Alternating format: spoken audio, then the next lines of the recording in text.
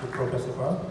For the next speaker, Professor Niraj Vasavada, he will give a talk about current evidence and limitation of MIS-TLIF. Please.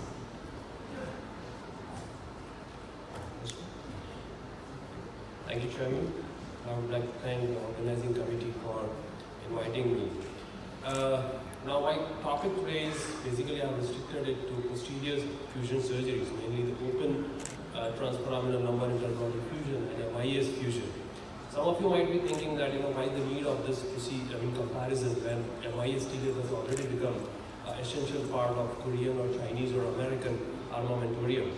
I come from a country where we don't have too much of insurance penetration. That's India. So the patient pays out of pocket. So is MIS-TLIF justified with the advantages over the open technique? That is what I'm going to talk about. A classical case scenario I'll profile is whether we should be doing an open surgery or a MIS-TLIF. So why was open TLIF was discredited? Open TLIF involved extensive laminectomies, extensive soft tissue dissection, significant muscle scarring, large blood loss, delayed post-op recovery, and ugly scars. So the MIS-TLIF was discovered by Dr. Kevin Foley, and then Pandora's box of minimal invasive fusion surgeries were opened up. MIS-TLIF purportedly says no muscle cutting, only dilation, no wide laminectomies, only facetectomies, uniportal and bilateral approach is possible. So why MIS is gaining popularity? Because of the advantages like cosmetic. People say that it doesn't damage the muscle, it just dilates. It involves lesser blood loss, improved early post-operative outcome, better long-term outcome, and fewer complications. Let's try to dissect this outcome. Cosmetics, we don't require a level 1 evidence to know that MIS-TLIF definitely is a cosmetic surgery. As compared to ugly scars, it gives from the tiny incision can give similar result.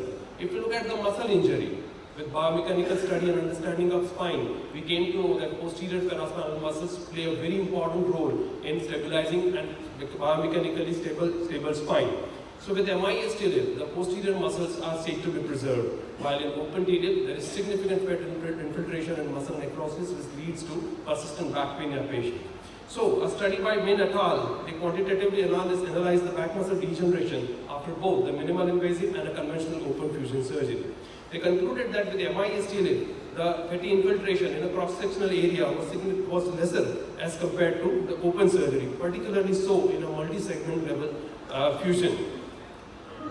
Another study which says that when you have probably the blood loss, if we compare with MIS-TLIF, the estimated blood loss when we cut less, when we dilate muscle, when we don't cut muscle, the blood loss is significantly lesser in MIS-TLIF. When we compare the early post-operative outcome, what are the measures to measure the good outcomes early post-operative period, like return to work, use of narcotics, infarction, and hospitalization?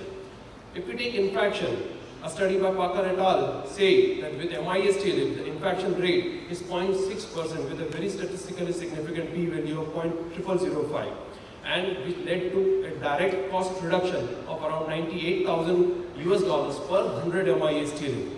When they followed up their cases with large number of series, similar group Parker et al., they compared 5170 patients, and they concluded that when we are operating on a single level disease, there was no statistically significant difference in infection level in one level fusion, whether you are doing MIS-TLIF or you are doing an open TLIF.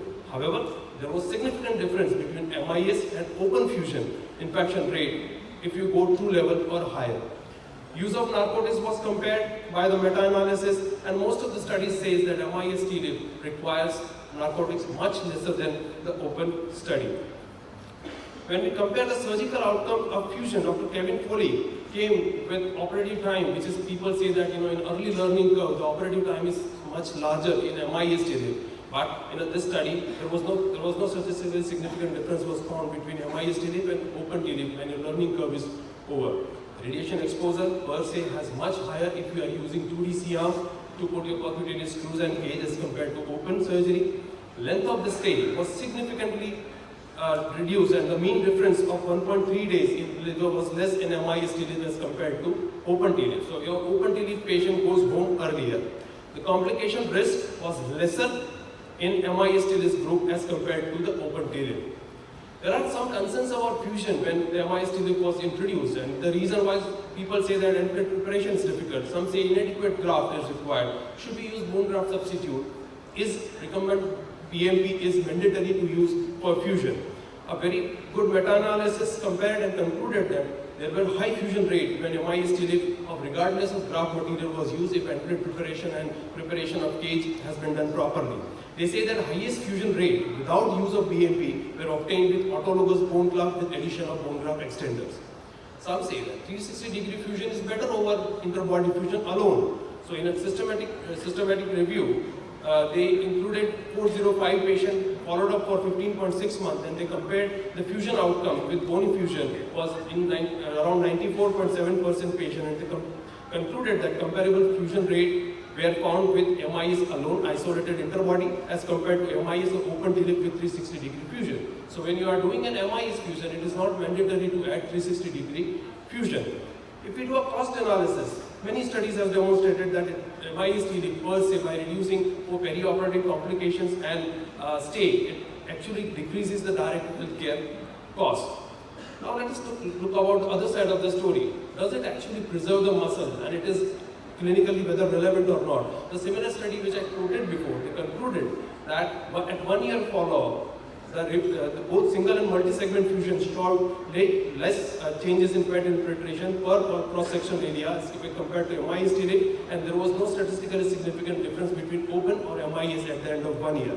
So they concluded that this suggests that as time passes by the surgery, there is no significant difference in level of degeneration or a degradation of paraspinal muscle. Another systematic review very recently published that whatever systematic reviews and meta-analysis has been done in MIS-TLIF, they mainly include a very low or a low quality evidence. There is lack and paucity of very high quality evidence to compare MIS-TLIF over the open TLIF. The clinical outcomes are equipoised between MIS-TLIF and open TLIF. A group by Dr. Kevin Foley, they again concluded that at long term, the outcome of MIS-TLIF versus open TLIF are very much inconclusive and require more research and more high quality evidence. So what do we conclude? The literature does support the advantage of minimal invasive surgery with regards to decreased blood loss, faster and more comfortable recovery, shorter hospitalization, lesser infection. Some evidence does favor that good clinical radiological outcome as compared to open surgery. But this benefit comes at the cost of increased radiation risk, which can be negated by use of O-arm or a navigation. Further, very high quality evidence are needed to convincingly conclude that benefit of MIS-TLIF over conventional open TLIF. Thank you so much.